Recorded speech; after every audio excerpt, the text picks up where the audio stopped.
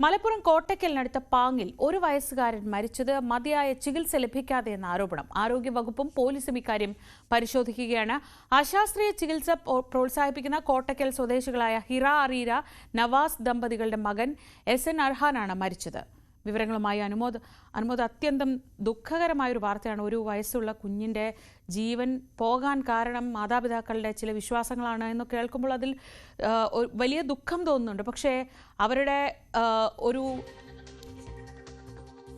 Past പരിശോധിച്ചാൽ, അല്ലെങ്കിൽ അവരുടെ സോഷ്യൽ മീഡിയ പോസ്റ്റുകൾ പരിശോധിച്ചാൽ, ഈ കുഞ്ഞിൻ്റെ ജനനം തൊട്ടെല്ലാം മീൻകറി ഉണ്ടാക്കുന്നതിനിടയിൽ പ്രസവിച്ചു എന്ന അഭിമാനത്തോടെ പറയുന്ന, ഒരിക്കൽ പോലും ഹോസ്പിറ്റലിൽ പോയില്ല ഗർഭകാലത്ത് എന്ന അഭിമാനത്തോടെ പറയുന്ന ഒരു അമ്മയാണ് നമുക്ക് ഫേസ്ബുക്കിലൊക്കെ കാണാൻ കഴിയുന്നത്. അങ്ങനെയെങ്കിൽ ഈ കുഞ്ഞിൻ്റെ കാര്യത്തിൽ വലിയ അന്വേഷണങ്ങൾ വേണ്ടിവരും. പോലീസ് ഇപ്പോൾ ഈ വിഷയം അന്വേഷിക്കുന്നുണ്ട്. എന്തൊക്കെയാണ് നമുക്ക് ലഭിക്കുന്ന വിവരങ്ങൾ?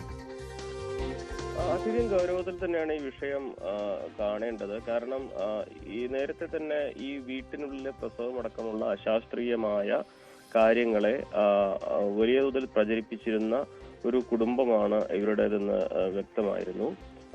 പ്രത്യേകിച്ച് ശ്രീജ നേരത്തെ പറഞ്ഞതുപോലെ കുട്ടിയുടെ ജനനം മുതൽ ഉള്ള കാര്യങ്ങളിൽ അത്തരത്തിലുള്ള സമീപനം തന്നെയാണ് അവർ എടുത്തിട്ടുള്ളത്.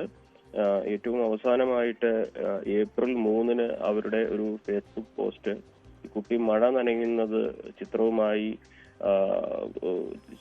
ഉൾപ്പെടുത്തിക്കൊണ്ടാണ് ഇട്ടിരിക്കുന്നത്.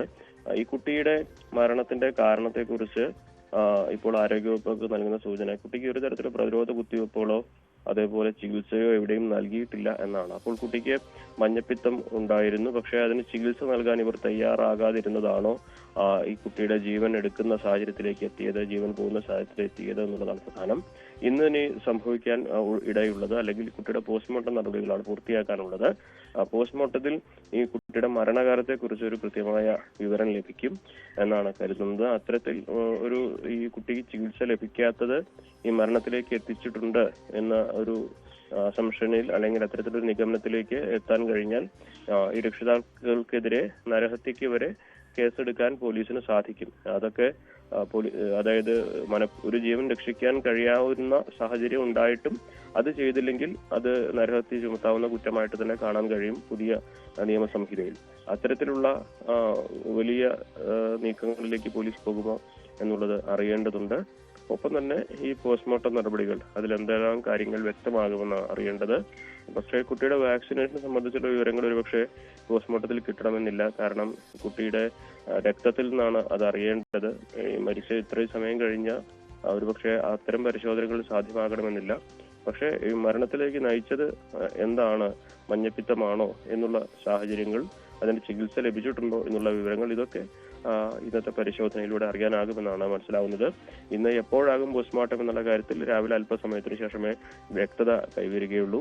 എന്താണെങ്കിലും ഒരിക്കലും ശാസ്ത്രീയമായ ചികിത്സാ രീതികളെ പ്രോത്സാഹിപ്പിക്കാത്ത അത്തരത്തിലുള്ള നീക്കങ്ങൾക്ക് നേതൃത്വം കൊടുക്കുന്ന ഒരു കുടുംബം എന്ന നിലയിൽ തന്നെ ഇവരുടെ പല പ്രവൃത്തികളും, ഇവരുടെ പല സാമൂഹ്യ മാധ്യമങ്ങളിലെ ഇടപെടലുകളും വലിയ വിമർശനങ്ങൾക്ക് വഴിയൊരുക്കിയിരുന്നു.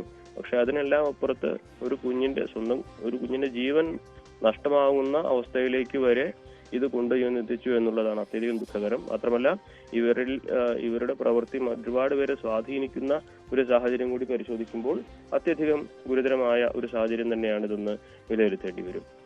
CV അനുമോദാണ് വിവരങ്ങൾ നൽകിയത്. മലപ്പുറത്ത് ഒരു വയസ്സ് മാത്രം പ്രായമുള്ള കുഞ്ഞിൻ്റെ മരണത്തിന് പിന്നിൽ അശാസ്ത്രീയമായ ചികിത്സകളോ അല്ലെങ്കിൽ വിശ്വാസങ്ങളോ ഒക്കെ ഉണ്ടോ എന്ന കാര്യത്തിലാണ് ഇപ്പോൾ അന്വേഷണം നടക്കുന്നത്. ഈ കുഞ്ഞിന് മഞ്ഞപ്പിത്തം ഉണ്ടായിരുന്നു എന്ന രീതിയിലൊക്കെ സൂചനകളുണ്ട്. വിശദമായ ഒരു അന്വേഷണത്തിലായിരിക്കും ഒരുപക്ഷെ പോസ്റ്റ്മോർട്ടത്തിന് ശേഷം ഇക്കാര്യങ്ങൾ വ്യക്തമാവുക.